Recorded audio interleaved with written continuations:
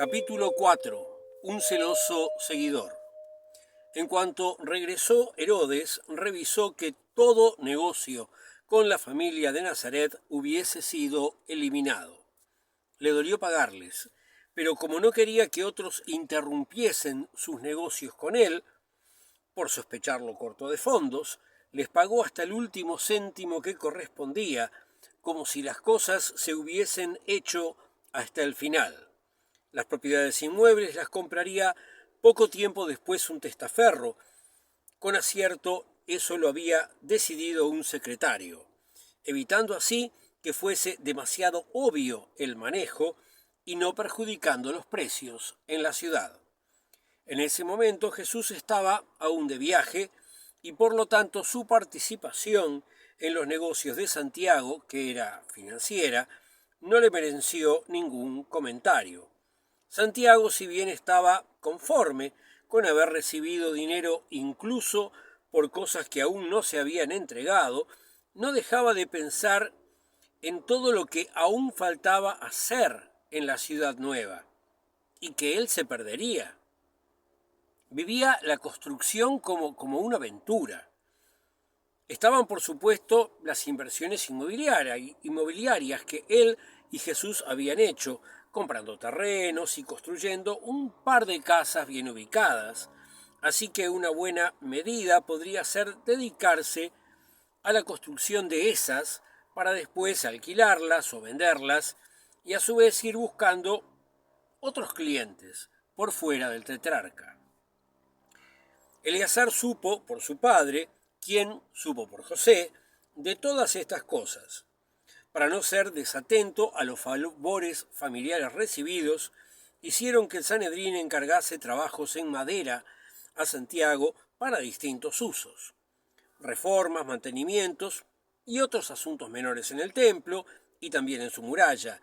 Si bien no era tanto el dinero como el que podía haber ganado con Herodes en negocios futuros, estaban ganando prestigio y gracias a ello había muchos que ya dudaban antes de decir que su madre era una hechicera. José, por su parte, fue dispensado de su función de enlace en la corte de Herodes, quien a su regreso solicitó nombrasen un nuevo funcionario para tal tarea. José y su esposa se mudaron a Jerusalén de nuevo, pero como estaba muy conforme con sus acciones de inteligencia, Anás convenció a su hijo de nombrar a José como representante en los asuntos en Cesarea de Filipo para tratar con el otro tetrarca. El enviado lo describió como un hombre afable y de gustos lujosos, pero moderados.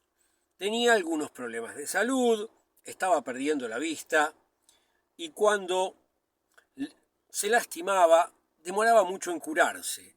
Había enviudado 2 veces y no había tenido hijos, pero sí tenía 3 concubinas. Filipo reconoció a José como aquel de quien se decía que era hermano de los otros que eran parecidos a Antípater, y lo recibió en su corte diciéndole: «Si mi hermano no te quiere en sus cercanías, ve sabiendo que eres muy bienvenido en las mías».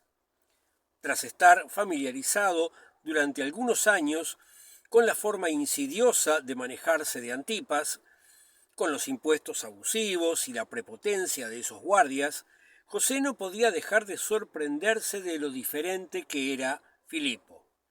Filipo fijaba impuestos que la gente pudiera pagar sin hacer demasiado sacrificio, y moldeaba los gastos de su corte de acuerdo con proyectos que se pudieran financiar con el dinero que le llegaba. Si un funcionario era corrupto, hacía de él un castigo ejemplarizante, pero si cumplía con los requerimientos, lo elogiaba públicamente y recordaba a todos, en viva voz, que esa era la forma en que se debía proceder. Quien viera a este tetrarca desde una cierta distancia podía pensar que era miembro de otra familia, y que no tenía nada de la crueldad que había caracterizado a su padre o cuantos de sus hermanos que José tenía noticia. Sin embargo, sus concubinas contaban otra historia muy diferente. En privado era un hombre violento, que disfrutaba en humillarlas. Después que comenzó a tener problemas para mantener bien firme su virilidad, empezó a entrenar perros para que tuvieran relaciones con ellas, mientras él comía higos y dátiles confitados. Si bien todo eso era conocido en la corte, más allá de la misma, la gente solía no saberlo. Los que lo sabían hacían como si no lo supieran. Nadie quería pensar eso de un gobernante que trataba tan bien a su pueblo. Por otro lado, la estadía en Cesarea le permitió a José ayudar a Susana con los asuntos que tenían que ver con la muerte de su esposo. Johannes no tenía hermanos ni primos vivos, no había nadie para reclamar levantarle una descendencia. Tenía 2 hermanas que le sobrevivían, una de las cuales, que tal vez se llamaba María o Ana o Salomé, nadie lo recordaba, vivía en Jerusalén y estaba casada con un hombre tosco, simple y no demasiado malo, que también estaba en la guardia del templo. Decían que era hombre del nuevo principal del Sanedrín, Shammai, que había conseguido ganarle a Gamaliel arguyendo que este último había estado en tratos con los saduceos en el asunto de la sucesión del sumo sacerdote. En el momento, muchos se alejaron de Gamaliel e incluso el cargo de número 2 del Sanedrín fue para un hombre de Shammai. La otra hermana, que se llamaba Tamara, estaba casada con un Judas que era originario de Belén, de una familia de escribas y un fariseo muy intransigente. Hombre joven, apuesto y diligente, había ido con su esposa a Cesarea, ya que su cuñado le había conseguido alumnos allí, a pesar de su corta edad, por su solvencia con las escrituras. Cuando él y José se conocieron, lo miró con desdén e hizo algún comentario en el sentido de que era una pena que la casa de David se juntase con los saduceos. José sonrió, quitándole importancia a la molestia del otro. Al rato, y casi en forma casual, le dijo que de cómo sus distintos hermanos tenían diferentes matrimonios, porque la casa de David debía estar para todos por igual en Israel, no por algún grupo dentro de las corrientes religiosas en pugna, dijo sonriendo amistoso. Así que, mi querido fariseo, continuó, no te preocupes, yo me llevo muy bien con el suegro de mi hermano, que es también muy fariseo, y mi hermano es muy amigo de Gamaliel. Yo no soy un fariseo como ellos, dijo, ya más amable, pero de todos modos con un tono de censura. Yo soy un celoso cumplidor de la ley. Soy un cealote, enfatizó. Y esa palabra expresa el mayor celo de un seguidor.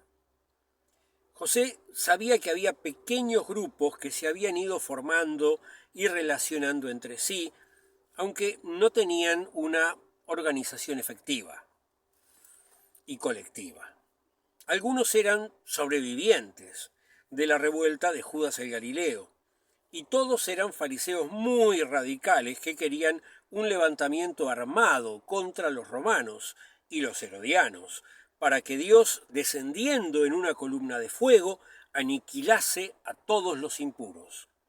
En cualquier caso, en lo que siguió de esa reunión fue muy gentil. Cuando él y su esposa se retiraron, Susana preguntó a su hermano cómo era la situación de ellos desde un punto de vista económico.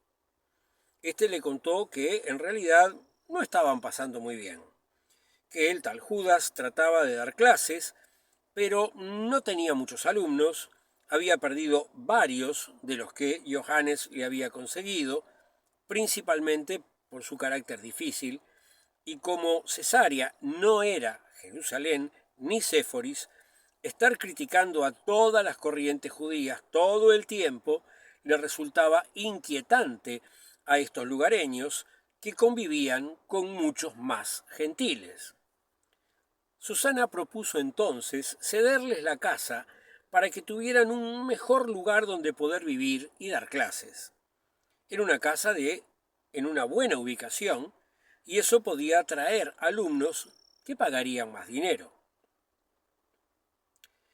Si Judas lo acepta, por mí está perfecto, dijo José.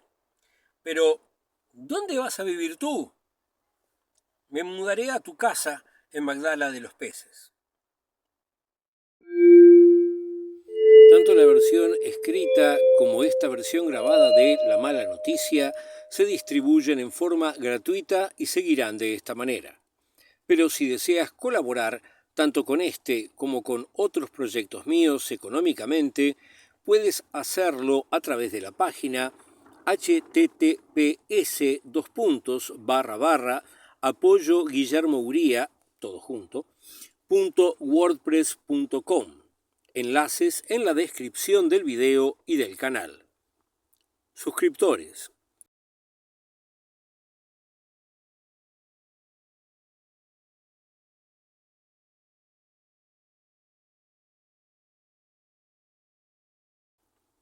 La Mala Noticia, publicada por entregas todos los viernes en https://lamalanoticia.wordpress.com bajo una licencia Creative Commons, compartir igual, atribución. Autor, Guillermo Uría. Correctora, Susana Páez.